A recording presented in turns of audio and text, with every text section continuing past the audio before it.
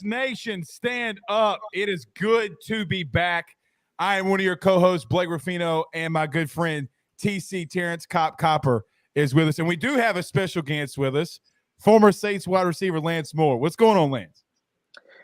Look, man, it took us a little bit to get on here. We're finally on here, so let's get to it. I love it. I love it. Guys, we're great to be back. Thank you for your patience. Last week we were off just due to some differences. Most of you know why I was out, but thank you for your prayers, concerns, thoughts, and everything. We greatly, greatly appreciate it. Well, Lance, look, as a Louisiana guy and native, I got to admit this is a little bit of a bucket list moment for me, having you on. You guys in those seasons, and you and Cop, I mean, it was absolutely fantastic. And look, we're going to have a lot of fun with this, and shout out to our good partners over at betonline.ag for sponsoring all of this.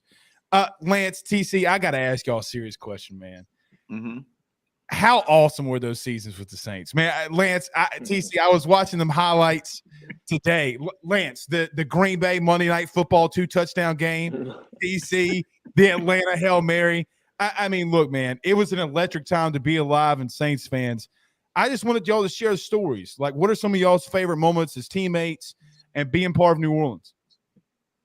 Lance, we're going to start with you, Lance. I mean, for me, it's the fans. I mean, like there's no other team in the NFL for sure, but I don't think there's any other fan base in sport that is anything like the Who Dat Nation. It doesn't matter how great the team is doing. It doesn't matter where the team is playing, the support, the feel, the energy, the atmosphere. I mean, it's like none other for sure. And you know, obviously we probably have a million different stories, but I mean, it coming from, you know, playing there in a long time, the thing that to me epitomizes that the most is every single time we played in Atlanta. Like, we go to Atlanta, and Atlanta would end up being a home game for us. They might have a few more fans, but once we start whooping their butts, the fans, basically, their fans are silent. Our fans are turned up in that thing, and it's like it's really weird that, you know, you're playing there, and it really feels like a home game. But it wasn't just limited to Atlanta. That happened in a number of different places. But yeah, I think it's just that's what makes our fan base I think is how they travel, how they are they're so invested in every single game, and being in the media now, I still see it. It's obviously it's a different era now, different coaching staff, and obviously different players, but the Who Dat Nation is the same, baby. Like they come and they show up every single week, and they always remain positive, which is pretty cool for a fan base. But yeah, I mean that's the thing that sticks out to me the most is the Who Dat Nation. TC, I know that you echoed some of the same stuff, but yeah, the exact same things. So for me, it's the people. I said this before. It's the people. That is what attracted me to come back and want to do the podcast for New Orleans. Even though I played for Kansas City longer, but I just love New Orleans. I just love New Orleans. I love the people, and that to me, that's what makes New Orleans. It's the people. It's a family environment. They don't even feel like they don't treat you like players, they treat you like family. You know, so and then when you come back from games, you know, everybody's at the airport welcoming you back to the city from games. So those are the things, man, that you miss. Is, of course, I mean, the game is the game, but it's the people of New Orleans and just the environment that you really miss. Guys, because for me, it's obviously different. Y'all laced it up. You laced up the cleats. You put on the pads and all that stuff. But look, Sean's out and Drew's out. And the two guys that have been there the most, Pete Carmichael's obviously still there, but it kind of feels like, for me, an end of an era, right? And Sean's literally in the media. Is he going? You know, I saw NFL Network today. Is he going to Dallas? And I'm like, man, please, can we not start that right now? But for you guys to see and take a step back in the 5,000-foot view of Drew and Sean not being in New Orleans anymore, do you feel like the end of the era? And what will this legacy be with all of you guys that have came through New Orleans, Super Bowl, and all these great things and accomplishments? What do you guys want that legacy to be remembered for the most? Well, I mean, before you can talk about legacy, I think you have to talk about how blessed and how fortunate we all were. I mean, Drew Brees and Sean Payton, 15 years together there. It's outside of Brady and Belichick, it's kind of unheard of. It doesn't really happen that often. Obviously, Peyton Manning was in Indy for a long time, but had a few different coaches. So, we were blessed to have a first ballot Hall of Famer calling the plays for us and pulling the trigger back there, and an eventual Hall of Fame coach and Sean Payton calling the plays and getting us ready each and every week. So, like, last year was an interesting year, I think, to work in local media in New Orleans, because everybody's was just so curious about how good is the team going to be? How is Jameis Winston going to replace Drew Brees? Well, you can't replace Drew Brees. Like, you just can't do it. And when you try to do it in a single season, it usually not going to give you the result that you're hoping for. I think there was a lot of people that were surprised with how good the team played, especially after Jameis got hurt. I mean, to finish 9-8 in that season with that roster and that schedule with a backup quarterback, and really not even a quarterback playing quarterback. I mean, it's a credit to Sean, obviously, for the culture he's created. But to your point, I think that culture will remain. Obviously, Dennis Allen is not Sean Payton, but Dennis has coached with or under Sean for, 10 or 11 of the last 15 years. So Right. it's not like there's a completely different face. It's not like there's going to be a completely, a huge culture change, or they're trying to get rid of a bunch of guys so they can bring in their own guys. Like, DA is basically inheriting a playoff roster. Like, if you ask any analyst in the NFL, they'd be foolish if they didn't say, you know what, New Orleans is going to be a playoff team. They're going to be one of the 7 best teams in the NFC this season. That to me is without a doubt. Now, where can they go from there? That's up to them. I think they've got the roster. I think they've got the quarterback. I think they've got the offensive line. They've got the talent and the skill. They've definitely got the defense, something that me and Cop could look back in our days, early days in New Orleans. We ain't had that. Like, we just didn't. I love those guys. But our receiver coach, CJ Curtis Johnson, would come in and say, we got to score 50. And that was real. Like, we just knew we had to outscore opponents. But now they don't have to do that. Like, look at last season. We scored 9 points against Tampa Bay. And we won that game in Tampa because our defense gave up 0. Like, that was unheard of back when we were playing. But to have that defense coupled with the skill on offense, a quarterback that can make every throw, one of the most dynamic running backs in all the National Football League, and then you throw in the pieces that we have on special teams, where we have a guy in Deontay Hardy that can return anything for a touchdown. Like, this team literally has it all.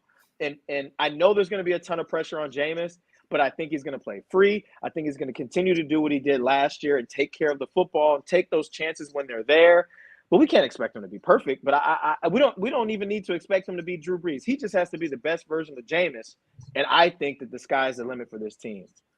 So Lance, I got something for you, because Blake always asks me about this, or people will chime in and they ask about it when it comes to Pete. They don't think that Pete can call these plays. They feel like Pete might not be the guy to make these calls. To me, like I done told everybody, I done told Blake, Pete been under Coach Payton for how many years he was there? Forever. 16 years. He knows that offense like the back of his hand. If anybody knows it and ready to step in, I feel like it's Pete that's ready to step in to run that offense. What do you think? I totally agree. And you know what? I think this offense would have taken a step back had they hired a new offensive coordinator. So, obviously having to relearn a system, or learn a brand new system, new terminology, all those things that go along with learning an offense. They didn't have to do that. They're running the same stuff. I'm sure Pete's going to have his own little wrinkles, but I know that Pete can call the plays, because the only 1,000-yard season I had in my career, he was calling the plays because Sean was suspended. So I definitely have faith in him being able to get the guys in the right positions, giving them opportunities to make plays. And I definitely think that Sean is still going to be an ally. I think that Drew is still going to be an ally. So if he gets in a pinch during the week and is trying to figure something out, which I don't think he will, he's still got access to those guys if he needs a little bit of help. But I honestly, I'm with you. I think that he's groomed for this. This isn't his first rodeo, right? He had the whole 2012 season to call the plays. We didn't have a great team, but we still racked up some points and some yards that year. And I think he's one of the smarter offensive coordinators that has never really gotten an opportunity to call plays because he's been there with Sean Payton. Everybody firing your questions. I see that a lot of you are firing them in. Continue to fire him. We'll get him in just a minute. Lance and TC, I think to your point, something, and TC, we talked about this before. We kind of went on our little break from last week. Guys, I don't believe that the Saints are going to be dead last in passing this season. Really and truthfully, they don't have a choice. God bless it if Alvin is out. We'll wait and see how that goes. But Jameis was lighting it up. I mean, when you look at the efficiency stats of what he was doing, the worst game he had was technically the Washington Redskins when he threw 4 touchdowns but went 15 of 30. Lance, I agree with you, right? Like, he was doing some really good things, and I don't think if he stays healthy that the Saints are going to be last in passing efficiency or passing yards like they were a season ago. And look, even if you do are able to throw for 2,000 more yards in the season, I think you could win 1 or 2 more games, and then you're into the playoffs like you weren't a couple seasons ago. But let me ask you this. Well, before you go, let's address the elephant in the room, though. Okay, first of all, I'm not trying to throw anybody under the bus. Mm-hmm. Let's not act like Jameis Winston was throwing to all-pro wide receivers last year. Right. Let's not act like Taysom Hill was throwing to all-pro wide receivers. And watching those games up close and personal and breaking them down and analyzing them, there just wasn't the separation that's needed. Now, I understand that defenses are going to be able to play a little bit tighter or do a little bit different things to confuse a quarterback if you have a guy that's back there that's not used to being back there. I totally understand that. But let's not act like Michael Thomas was out there getting open all the time. Let's not act like we had Jarvis Landry on that team or Chris Olave or any of these other guys. So people can say whatever they want about the Saints being last in passing yardage or whatever it might be. But I think this year's version of the Saints is going to be a completely different cast of characters out there catching balls than it was last year. So that to me is pertinent information for people to have, because you can't fully describe what happened last season without putting that little disclaimer in there, like, wait a minute, it wasn't really the varsity guys out. Now, so some of those guys have had some success and made plays. Now, I'm not trying to minimize what Marquez Callaway can do and Traquan Smith and Deontay Hardy. Like, those guys can make plays, but I think that those guys are complementary pieces. You're missing your number one receiver, right? Mm-hmm. Emmanuel Sanders left in free agency last year, or he got cut and went somewhere else. So you're missing your number 2 receiver as well. So basically everybody has to bump up in the pecking order. And I'm not saying that they weren't ready for it, but I just think at this point in those guys' careers, they're more complementary pieces, which I think you'll see coming this season. They'll be, in the 3 and 4 wide receiver sets. Whereas, we know that Michael Thomas, as long as he's healthy, he's going to be the number 1 guy out there. And I'm sure he's going to be out for blood because everybody's been talking about the last 2 seasons. And last time we saw him fully healthy, he was the offensive player of the year in the league. So I think he's going to be out, out for blood and ready to prove to everybody that he's back and he's that guy that he was a couple years ago. Jarvis Landry, obviously playing at home. I've heard him say it's a dream come true. He's at home, and this is an opportunity with this team for him to get even further than he's ever gotten before. I think it's this goes to Jordan, wild card round of the playoffs. I'm sorry, but this is Lance. To your point, Jordan brings up Jarvis and Olave are additions. Deep ball, lethal combos. Guys, let me twist his question and let the both of you answer it because you played that position. When you on paper see a guy like Chris Olave, what he did at Ohio State last year, when you see Jarvis Landry and you obviously know what you're going to get from a production standpoint in Mike Thomas, man, that's as lethal as a 3 wide receiver combo that you can get in the league. Literally, they're in the conversation of maybe the best trio, and they haven't taken a snap all together on the same field in a real game. But when you guys see that and that being your position, what are y'all's thoughts when you see that holistically in the preseason? Yeah, I think it's obviously it's a depth situation, but it's also the versatility of that group. Michael Thomas is the starting X receiver, which is usually the backside, weak side receiver, but he also plays a lot inside. So he can play both. Chris Olave is a speed burner, which usually in our offense plays the Z.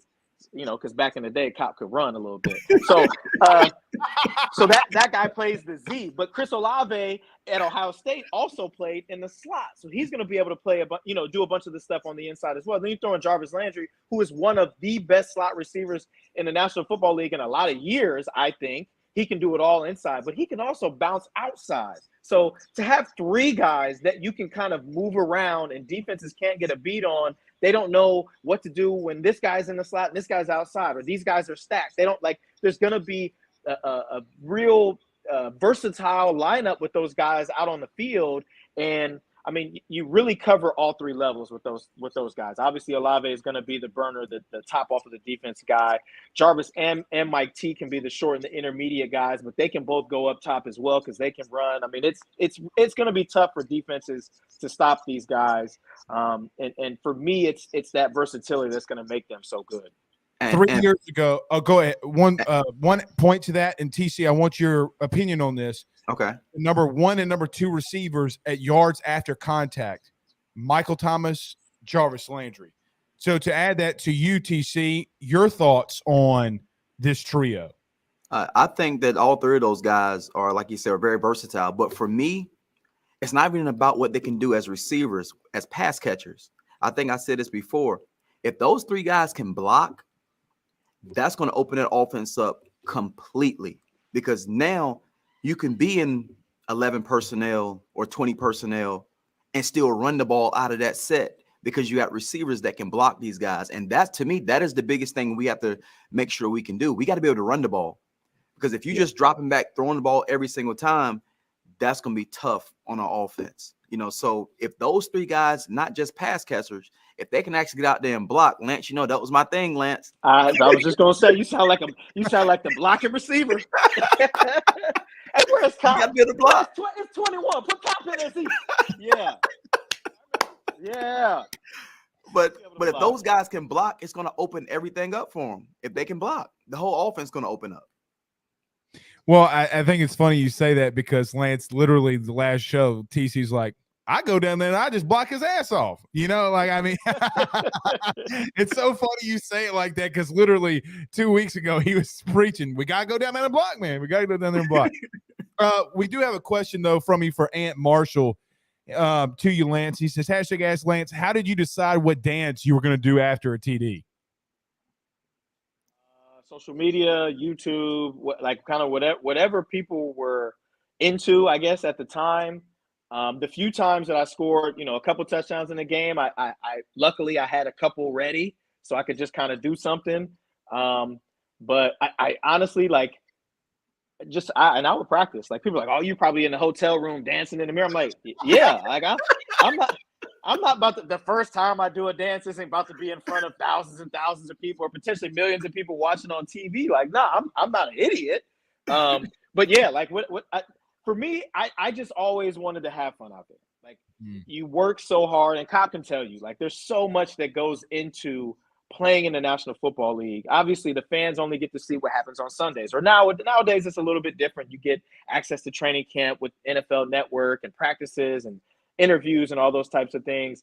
But I mean, you put so much time and effort in during the week, in your recovery, all those different things that lead up to the game. And for me, I was going to have fun out there, no matter what. Now, if we're getting our butts kicked, obviously it wasn't quite as fun. But so for me, I mean, obviously Cop and I both played with Joe Horn, and I was a fan of Joe even before I got to New Orleans. All the guys that really danced, Ocho Cinco, Steve Smith, I mean, all those guys that were doing dances, I was like, I want to do that someday. And so I made sure that I was ready when I scored touchdowns. And luckily for me, I was able to score a bunch of them in my career. And it was kind of a way to connect with the fans, too, on a different level. Like, not a lot of guys were doing a different touchdown dance every time. But that was something that I was like, I'm going to do something different every time. I want to keep it fresh. I don't want people to know what's coming. I mean, I'm obviously known as a touchdown dancer, or Mr. This and that. But it's something to keep it light out there and have a little bit of extra fun out there in the moment. We used to be up in college. This is no lie. And I played at Southeastern Louisiana in Hammond. And so we would play on a Saturday and watch you guys on a Sunday, right? So y'all get in the red zone, okay? And we have one of our buddies, Luis Salpavaro, who played tight end, slot receiver, big Saints fan. He'd always say, throw that shit to Lance. I want to see his ass dance. And he gets so pissed at Sean too when you wouldn't catch the touchdown. That Monday night Green Bay game, if you remember, we didn't have, obviously Mondays are off, during college, and he'd be like, throw that bitch. And I'm just like, Luis, you gotta calm down. We're about to get evicted in this thing. Lance is gonna do it. I just thought that was always funny, when you say it like that, but the impact that it has for guys like, and you talk about watching those other guys, and TC, you've mentioned this before, but like us watching you guys and seeing that always happen. And one more in reference to the touchdown dances. Lance, I gotta ask you, the biggest catch that most will remember, obviously, in that 2-point conversion in the Super Bowl, man. I mean, it's absolutely ridiculous. What went through your mind, and what were you thinking? And when you look back on it now, and the immaculate catch, as New Orleans likes to call it a lot of times, do you ever think about it? Like, what was going through your mind then? Take our listeners through that.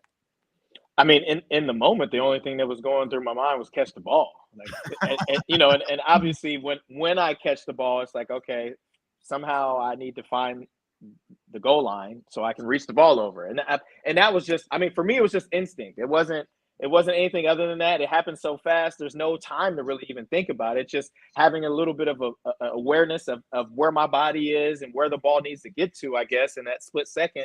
And that only comes with reps of having situations similar to that pop up in one way or another. And maybe not me falling on my head and having to reach backwards like that, but just having a body awareness of where I am and where I'm going. And I mean, I don't know. I guess after the play, I was like, I know I caught it. Like, what happened? Like, and so I went to the sideline, and one of the first, I don't remember who it was that I saw first. And they were like, I thought you had it. I'm like, shit, so did I. Like, what happened? And they were like, I think he kicked it out of your hand. I'm like, well, if he kicked it out of my hand, I mean, I'm already clearly across the goal line. That's gotta be a conversion. And as soon as I get over toward the bench, Sean was like, did you catch it? And, he's crazy. He's crazy during the games. Like, you don't want to be wrong in those moments for real. Cause then he's going to have that scowl, and he's going to be like, don't put his ass back in the game. But so he's like, did you catch it? And I'm like, yeah. And then he walks away, and I'm like, yeah, I think so. And, just kind of like under my breath. Cause I really didn't know. Like I felt like I caught it, but I wasn't sure that it would be overturned with replay. And so he's like, all right, I'm challenging it. And so obviously the whole time I'm a little bit nervous, like, oh man, I really hope we get this. I would like to go back in the Super Bowl. Like, I'd like to win the Super Bowl, and two, I'd like to be able to go back and play a little bit in the Super Bowl.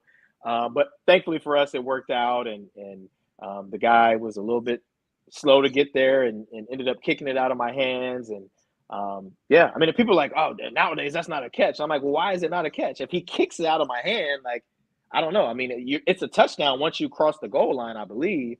But I'm not playing these days, so I don't even really care. And you know what, to add to Lance's story, I was home. I think I was watching that game I was watching on TV. And if it's not Lance, I'm not just saying it because he's in front of me. If it's not Lance making that catch, that's not a touchdown. Lance got the best body control out of any receiver I've ever seen in my life. So if Lance is not catching that ball and reaching it over that way, another receiver couldn't do that. They don't have enough body control to do it. And Lance's body control is crazy. It's crazy out of this world. So if it wasn't for Lance catching that ball, it probably wouldn't have got caught or scored. Right. So but look, it was my fault that catch was way harder than it should have been. Like, Cop, the play. Bunch right, whatever, Q8 speed smash. Like, it's the same nowadays as it was back then. Mm-hmm. And I was too deep in my alignment. So I was back 2 yards almost from where Colston was, who was on the line of scrimmage. I'm supposed to be like lined up on his feet. I'm not supposed to be 4 yards behind him. So as I'm breaking out, I'm sure Drew's like, oh shoot, he's already out there. He tries to get the ball out there. So I'm basically messing Drew up. It wasn't a bad ball by any means. I was lined up too deep. And had I been in my normal position, I probably would have been able to just catch the ball and walk into the end zone and then do a dance. Like, they robbed me I robbed myself of dancing in the Super Bowl, but we danced plenty of hours after the Super Bowl out there in South Beach. So I made up for it. So was that something that you already knew after the play that you had lined up a little too far back, or like I envisioned Drew and you watching film of the game like after, and Drew be like, Lance, and y'all give each other the look, like that's how I imagine it happened. Well, seeing the highlight millions of times after the game, I'm like, yeah, that's on me. But Drew and I have never even had that conversation because it worked out. You know what I mean? Like and after those games, you don't watch film after a Super Bowl. Like we got back to New Orleans and our party hats were on. Like there was no meetings with film sessions or anything like that. Like so. Yeah, I mean, that was definitely on me. I made it way harder than I should have. But then again, I wouldn't have been able to make that type of play in that type of moment or be remembered for that type of play if it just was a routine catch and run. Well, it's interesting. You never really know what's going through someone's mind. Like I never knew that until you mentioned it. Like when your coaches say it's a game of inches. It literally is, run through the line. You guys, we all played somewhat higher level of football. Your strength coach yelling at your ass, run through the line. And Lance, when you say stories like that, it kind of makes me think about those days in the summer, 110-degree heat index and running through the line and every inch always mattering. It's just so crazy. I asked TC this a couple of weeks ago, I believe. But what is some of y'all's craziest or fun or best stories that you have in y'all's time in New Orleans or your time in New Orleans? I'm sure there's so many, but if there's some that you could share with our listeners. I mean, there's a lot that I can't share. hey, word for word. That's exactly what Cop said.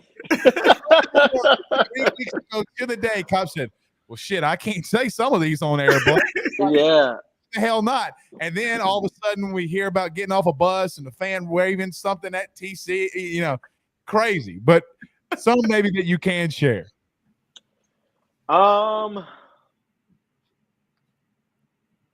Stories. Yeah, I'm trying to think of like stuff that's appropriate but entertaining. Let me give you a level of where this show is already gone. You see, you want to tell the story, Lance? I'm not going to tell you a story. Go ahead and tell them. So it might make you feel better on a story you might be able to tell. Okay, so Lance, when I was in Kansas City, you know how we was in San Diego. You know how the bus driving up to the game, and you driving up to the stadium, and you got the fans out there tailgating, and so that's what it was. We driving through the parking lot, fans tailgating, yelling at us, and it was this old lady, this old lady about 60, 70 years old. She had a black trench coat on. And so she ran up to the gate and she opened her trench coat up. And we looking like, yo, but this is what it was. She had a big old strap on, big old dildo on, and she just started swinging it at us. Like, oh man. Lance, she's 70. She's you say that, and I live in San Diego, so she's probably still around my neck of the woods. Look, I know that there are crazy fans everywhere, but that's definitely a first. Like I've never heard of that one before. Like, crazy. Oh, I mean, I've heard of drunk people at basketball games oiling up dildos and throwing them out on the court and stuff like that. But I've never heard of anybody rocking the strap on and swinging that thing at everybody. She had it on. Yeah, I honestly I don't think I have anything like that. I mean, so yeah, you say from now on, it's completely fair game. Yeah. I don't know. Oh, I do have a crazy story, and I don't want to say his name, but Fine. This is like to give people a little bit of perspective of how far this organization has come from my rookie year. So we're talking 2005. So 17 years ago, obviously we're in San Antonio, displaced by Hurricane Katrina. And I was on the practice squad back then. And we had I think we were playing Buffalo, week 4, 2005. And we were playing Buffalo. And one of our coaches at the time was from Buffalo and had a bunch of buddies coming into town, to visit and hang out and come to the game. And, every week you have meetings the night before at the hotel. He shows up and he smells like booze, but, a lot of coaches go to dinner and, they have a couple glasses of wine or cocktails or whatever. So nobody really paid too much attention to him because he was still able to do his thing during meetings and talk to his players and all this. Fast forward next morning, it's a noon game, right? Central time zone. We're on the early schedule. We're playing the Bills, and warm-ups are going on, and everybody's like, "Where's Bob?" Bob was not there. And then the full team comes in. So we're talking 15 minutes before the game. Bob had just gotten there, and the equipment managers had to take him into the equipment room to change him out of his clothes from the night before. Now, and this is not a young coach. This is not a 27 or 35-year-old coach. And by this time, Bob had to be in his 50s, maybe even older. Like, he was not a young guy. He was not out partying and stayed out all night. So they changed him up. We go out. We're playing the game. And this is first quarter. And I'm a rookie, right? I had been cut by the Browns as a free agent guy, just signed to the Saints that week. This is my first week with the Saints on the practice squad. And we're winning the game early, and the defense is on the field at one point. And I look back to the benches. And Bob, no joke, I kid you not, Bob is laying down on the bench, hugging his playbook like this, with his legs up on the top of the bench, like where the backrest is, laying down during the game. Now, the Alamo Dome, I don't think it holds as many as the Superdome, but there's 60,000 people in there. Like, it's not like it's you can't take a nap in there.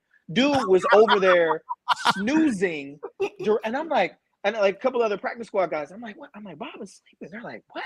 And so everybody's looking, and nobody really made a big deal out of it. Somebody obviously went over there and woke him up, but I couldn't believe. But that was part of. I'm not saying that was the culture, but I'm just saying, like, that was the type of season that we were having. Like, and it was early at that point. We ended up 3-13.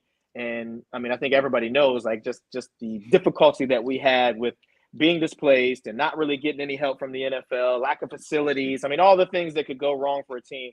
We had guys getting arrested like every week. We were literally the bad news bears. But for me, I was just like, I'm gonna keep doing everything I can to stay here. Like, this is my second chance, and I don't know if I'm gonna get a third one. So I need to do everything that I can to make sure I'm not getting in trouble. I'm showing up on time, and I'm doing everything that I can each and every day on that practice field so they keep me around. But long story short, we come in the next morning team meeting, and Coach Haslett was like, we had a coach that was doing X, Y, and Z, and he showed up late, and he was snoozing on the sideline during the game, and I'm going to suspend him, however long he suspended him. And he's like, I want him to give you guys an apology. And Bob is up there crying, and this is the hardest thing I've ever had to do, and blah, blah, blah, blah. And I was thinking, like, this wasn't the hardest thing you had to do. The hardest thing you had to do was get dressed before that game yesterday, because he couldn't do it on his own. But, man, like, that was like, that's just one of the many stories. Like, I've got a lot of stories from that specific season, especially with Crazy Joe. I'll give another little quick one real quick. Joe Horn, obviously everybody knows and loves Joe, one of the greatest receivers to ever do it. But obviously one of the biggest personalities to ever do it too. And I learned that quick. First day I get to New Orleans, I'm there bright and early. I'm in the receiver room. Coach is like, hey, you sit right here. And slowly but surely, before the receiver meeting, all the guys start trickling in. We had Devery Henderson and Nate Poole and Dante Stallworth and Levon Thomas. And then I'm sitting at this table by myself, and I'm so green. I don't know what's going on. I don't know who else was coming in. I don't even really care. So Joe, at one point, during the meeting, obviously he's late, so he walks in, and Jimmy's up on the board talking about whatever plays we're putting in this week. And this is my very first day. Like, I don't know anybody. I'm literally just sitting down, and Joe sits at the table right next to me. And Jimmy's, on the board, and Joe raises his hand. Jimmy turns around. He's like, Joe, what, man? You come in late in my meeting. What do you want? He said, Jimmy, what the fuck is this? Talking about me. I was like, oh man, like, this dude is about to be on me this whole time. But those are some of the stories, like, of that year and that team and the comedy. Another story about Joe, one day he comes in late after practice for a meeting, got a stack of cookies about this high, and just smacking. Like we're watching film and just smacking his cookies. And Jimmy's like, all right, Joe, you show up late. Let me get one of your cookies. He said, hell no, nah, Jimmy. I'm not giving you any of my cookies. And he said, Joe, don't do that to me. Don't be like that. No, he said, oh, no, Jimmy, you don't get any of my cookies. No, you got any of that. And so Jimmy's like, all right, Joe, be like that. And Joe's like, yeah, I'm going to be like that. And so he goes back. He's talking about the play, blah, blah, blah, blah, blah. He said, hold on, Jimmy. And Jimmy's like, what, Joe? He's like, anybody else want a cookie? And everybody just starts dying. But he used to give Jimmy Robinson the blues, but it was always like in good fun. He would like, and he helped, like he really helped us like in a season that was so long and so tough. I mean, I wasn't even playing in those games, and it was tough for me. I can only imagine the guys that were, putting it all on the line every Sunday and coming up short. But he really helped make it light. He was just a good dude. Like he was crazy, but he wanted the ball, which I mean, we all wanted the ball. But he was like, for me that year, I mean, he really helped me a whole lot, both on and off the field, and he helped take care of things that I had going on. I mean, he was awesome for me, and really a really fun teammate to have, and really just I mean, he was crazy, and but also he did it on the field too. So obviously the guys that are the great ones have a little bit more leash, and he definitely was one that would pull that thing about as far as he could take it. Probably like a cell phone. I digress though. Hey Lance, I got something for you because I said this the other day. Have you ever seen Joe get tired? I've never seen Joe get tired. Like we in practice, we have like 15 plays on the practice sheet, and Joe would take all of them if the coach would let him, and he would not get tired. I've never seen Joe tired. Right. He also didn't want anybody else getting reps. True. I mean, that was like 2005, same season. We're playing the New York Jets Sunday Night Football, and Joe made a couple of plays in a row, and Jimmy tried to get him out to put Devery in for whatever the play was, and Joe looked at Devery and said, "No." And Devery stood behind the huddle, and Joe put his back to him like this, and Devery's trying to grab at him, and Joe said, "No." And Devery had to run right back out, and Jimmy's on the sideline, oh, man, just getting mad. But like that was part of his competitiveness. Like he wanted to be the guy. He wanted to get the reps. He wanted to make the plays. And I mean, shoot, I'm not mad at him. I just wish I had the balls to be able to do something like that myself, but I didn't. It's so weird. In 2006, Joe's holding his then son, okay, JC, and to see that young man go to South Carolina, lock dudes down like at LSU, and really hold his own. It's crazy how this game of football works. Like I remember the picture, even before Drew and his son and the iconic photo with the earmuffs, but JC was the one for us. Like, hey man, that dude's a first-round corner. I mean, it's insane, man, to think what that family has produced in the NFL. Well, yeah, I mean, it's pedigree. I mean, obviously he was basically groomed for this, him and his brothers. I mean, I think either one or two of the other brothers have spent time in the NFL, which is, I mean, even more crazy that the dad obviously has had all pro type career. And then he's got sons that have played in the NFL, one that was a top 10 pick. Yeah, I mean, that's just awesome, man. So let me ask y'all this, because both of you played for Sean, and this will kind of be getting back to the field, and this will be my last one about Sean, but TC knows what I'm probably going to ask you. Lance, how often do you follow this thing with Sean and his name constantly coming up in this coaching room or that coaching room? Or today on the NFL Network, it was nothing but the Dallas Cowboys again. What do you make of all this? And TC, to you too. I mean, it's kind of, I know we're in the dead season, of football, and there's not a lot to talk about, but what are y'all's thoughts when y'all hear that? I honestly don't pay too much attention to it. Like if there's something on Twitter that I see, I mean, I might read it. But Sean is a hot commodity. I mean, that's the reality of it. I mean, he's a coach that is a proven guy. He understands the game. He understands how to be a head coach in this league. And then obviously his offense is one of the best that we've seen in the National Football League. So I understand why he gets the rumor mill rolling over him 24/7, because I'm sure there's more than half the National Football League that would love to have him as their head coach. So I understand it. I don't put too much time into it. I don't think he would have taking a break to try to force his hand to get somewhere else this season. I think he'll take a year off, maybe 2 years off, and kind of figure things out from there. I mean, I think he just needed a break. And Sean is a unique bird, personality wise, and he is as workaholic as they come.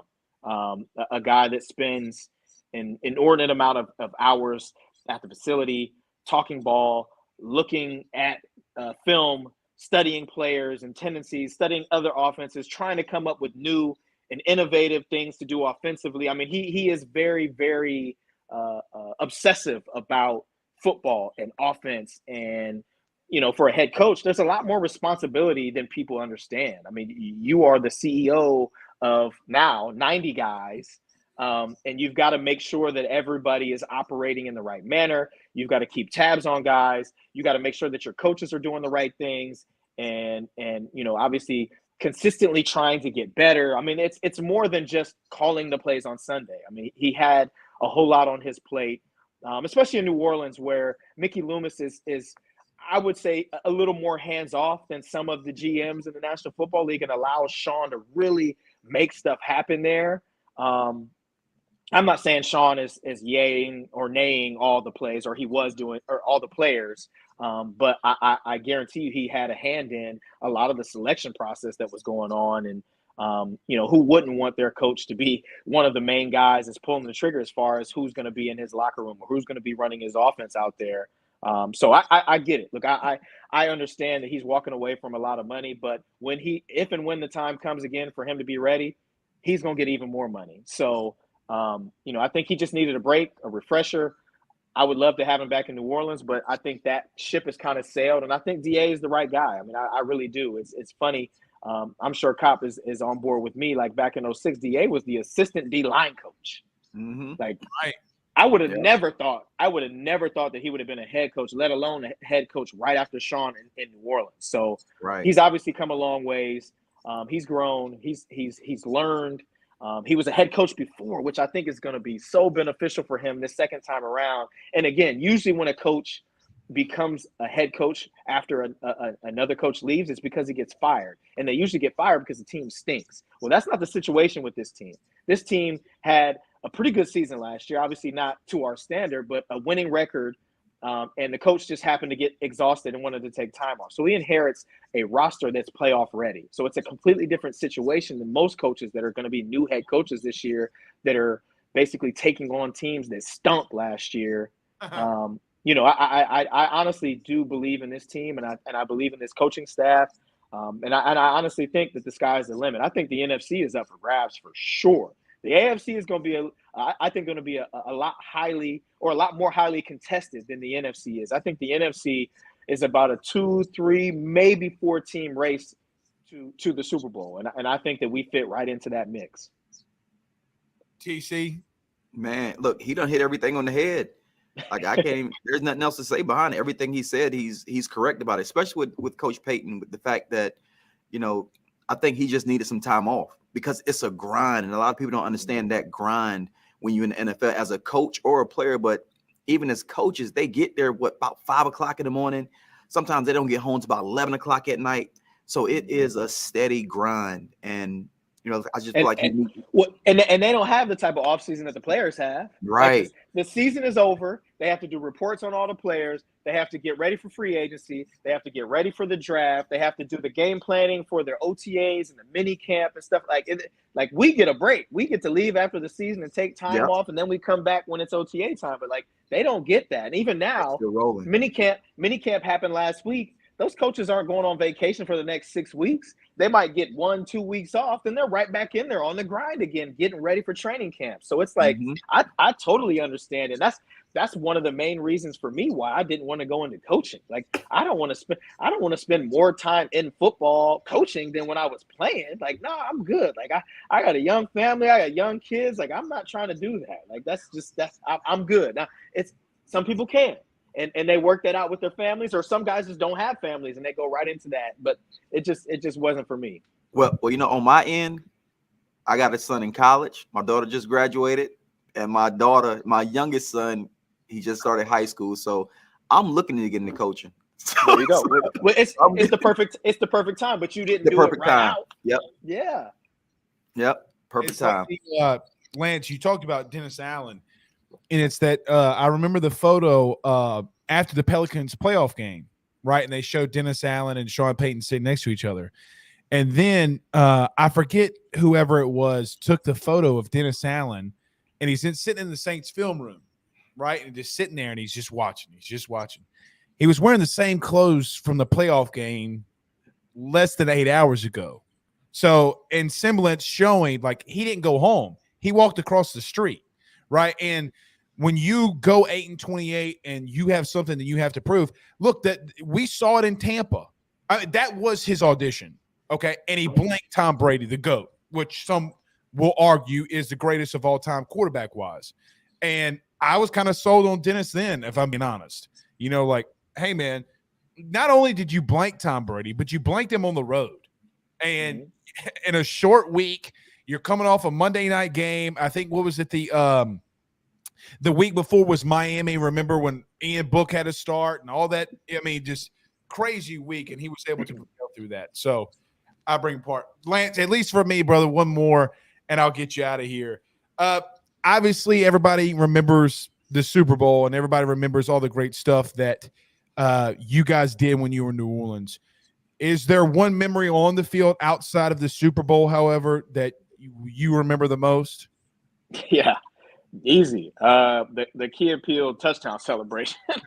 I mean, obviously I played 11 years and, you know, won a lot of games, lost a lot of games, scored a lot of touchdowns, was fortunate enough to catch a lot of balls from some great quarterbacks. I think the three guys that I caught passes from the most, I think Drew, Big Ben, and Stafford will all end up being Hall of Fame guys. I understand how fortunate I was to be, you know, in huddles with those guys.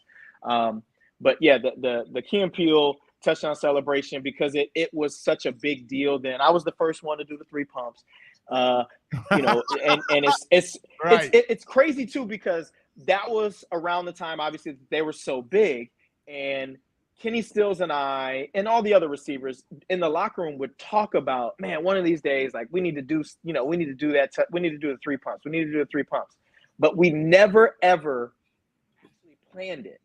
So when it happened in that game, that Tampa game, which was the last game of the season, 2013, catch a long touchdown, I just turn around, not thinking that Kenny was going to be anywhere near me. I was going to do the three pumps no matter what.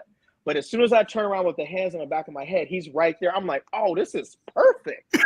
So I do the three pumps. He throws his towel flag. Then we get the penalty flag. We come over to the sideline. Everybody's booing. Sean is bitching us out because we got a 15-yard penalty for unsportsmanlike, because obviously back then it was still the no fun league and we couldn't celebrate together and we couldn't use props. So this happens. Then literally like the next day, Monday morning, Jordan Peele, or maybe it was Monday or Tuesday, Jordan Peele had a T-shirt with me like this and Kenny Stills like this, counting my pumps, that he posted on social media. He was wearing it. I'm like, oh man, this is crazy. So obviously, like it, you know, do all this stuff that, you know, try to get his attention on social media. And my buddy's like, hey, I'm friends with one of the producers of the Key and Peele show. So I'm like, yeah, hit him up. Like, see if I can, you know, go to LA and meet the guys. It'd be super cool. And he was like, I'm gonna better that. I'm gonna see if I can get you on the show. I said, shoot, even better. Like, I want to do a little bit of acting anyway.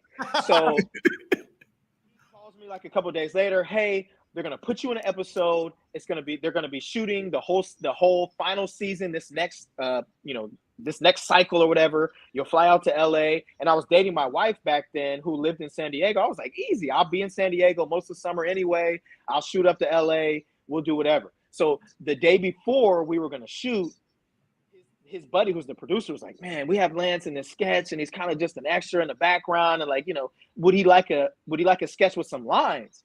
And my boy's like, hell, he's speaking for me. He's like, hell yeah, like give him some lines. And so he hits me up like, we're going to try to get you a sketch with some lines. And I'm like, hold on, I'm going to get the lines the day before I'm shooting. And he's like, yeah, bro, you can handle it. It's not that big of a deal. I'm like, bro, you realize, like, I've just been in little low budget commercials. Like, I ain't never been on a sketch comedy TV show. Like, I kind of need some practice. And so he ends up getting me in this sketch, gives me my lines, and obviously I'm super nervous. I can play football in front of millions of people and be straight, but being in front of these two comedy icons, I was so nervous. But when from the moment I met them, they were so cool and so like just like, hey, you need anything, let us know if you need anything. We got your back, we'll help you through everything.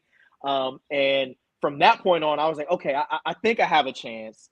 But the most scary moment was when we had to do a read. Like, obviously, I hadn't been with these guys. I haven't been able to rehearse. And so right before we're going to go shoot, Jordan Peele's like, hey, everybody off this van. Everybody gets off the van. We get in a circle. We have our script. And my hands are like this. Like, I couldn't stop shaking. I was like, oh, man, here we go. And so they just start going, boom, right off the top of their head. Everybody's going back and forth. And then I say my first line. And Jordan Peele's like, hold up.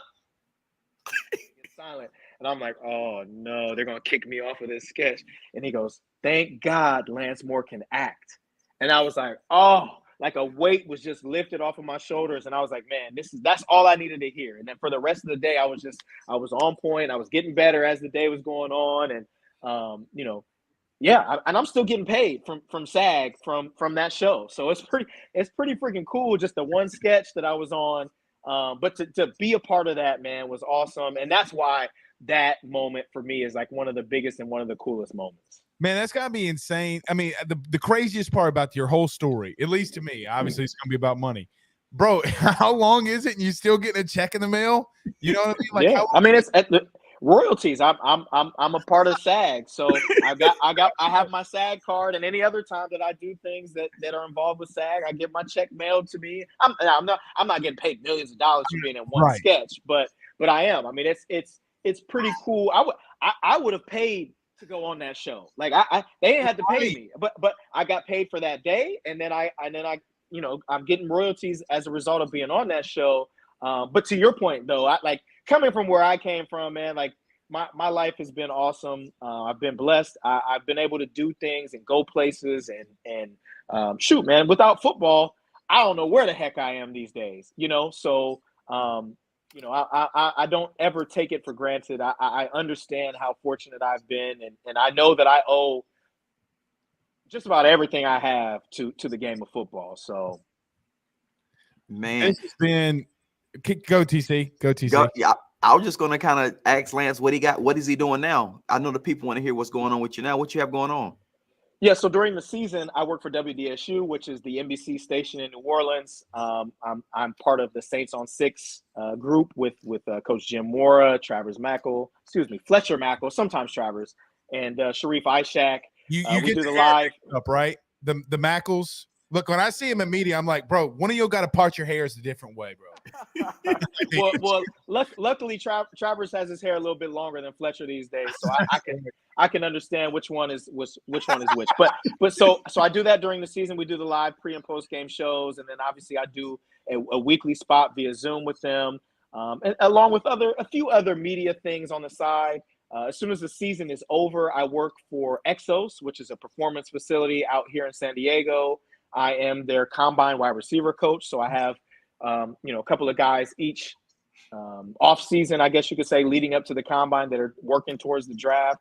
A couple of years ago, I had Kadarius Toney, who was a first-round pick. This year, I had 4 guys. 3 of my guys ended up getting drafted.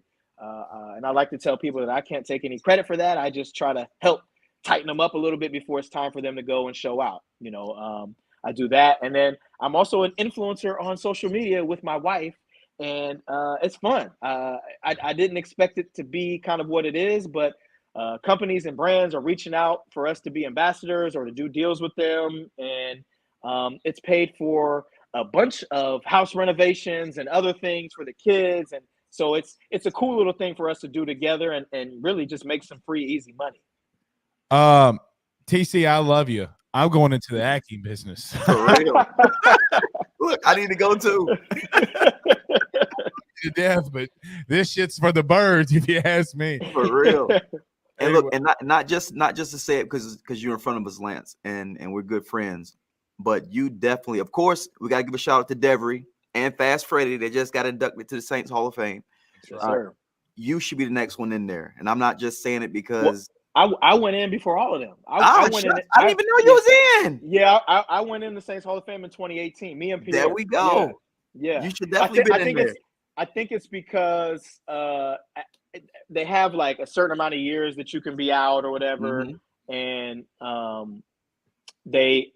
I had been 5 years removed from my time with the Saints, and then obviously Colston had a better career than me, but was there a year longer, so he ended up going. Him and Reggie went the year after me, and then Jari, I think, and Roman went the year after that. I'm surprised they waited so long for Devery, but I'm happy that he got in and happy for Fast Freddie because these are guys that are integral parts to what New Orleans was and became. So that's right. Shout out to those guys. That Devery story. If you listen to the opening interview, they were like, "Well, it should have been sooner." But Devery said every time we pick up the phone and ask him to come join us, he says, "I'm out here fishing, so I'll call you back." Yep.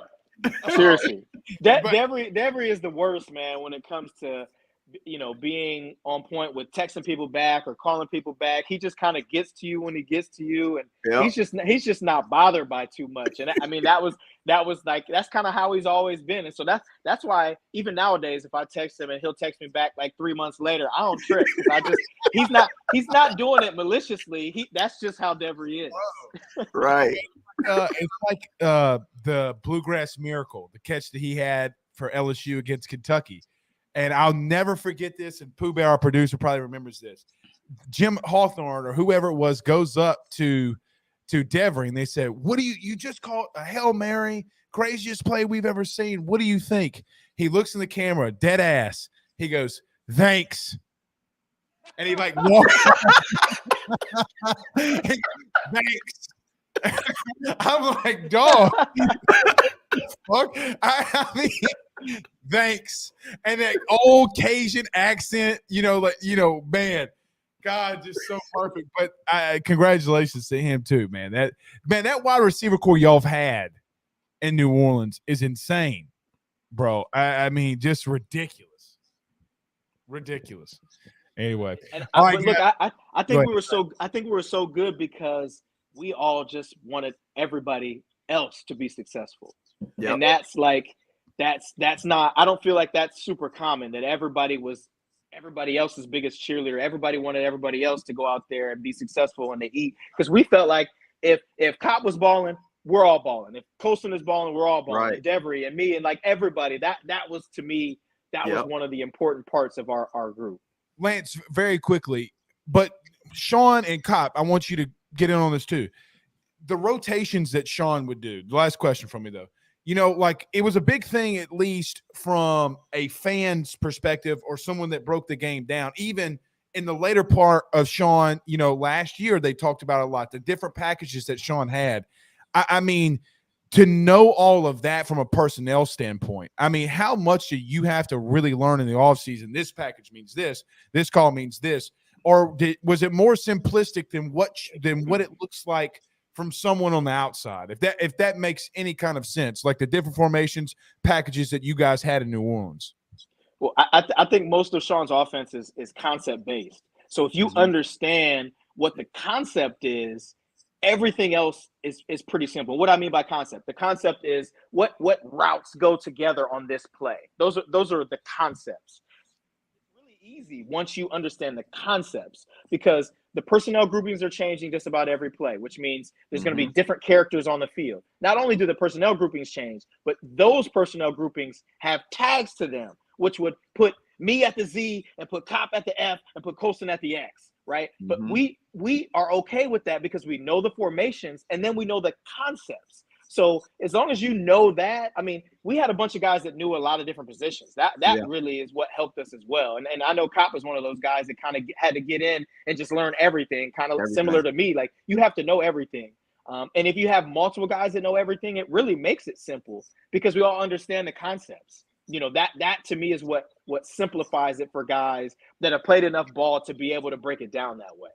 I think the funniest part about that was Drew talking about the mistake in Seattle. I think the playoff game that the Saints won, I think it was Marcus Colston's last year, and he was lined up in the F, and he wasn't supposed to, but there wasn't enough time on the play clock left, and they only had one timeout.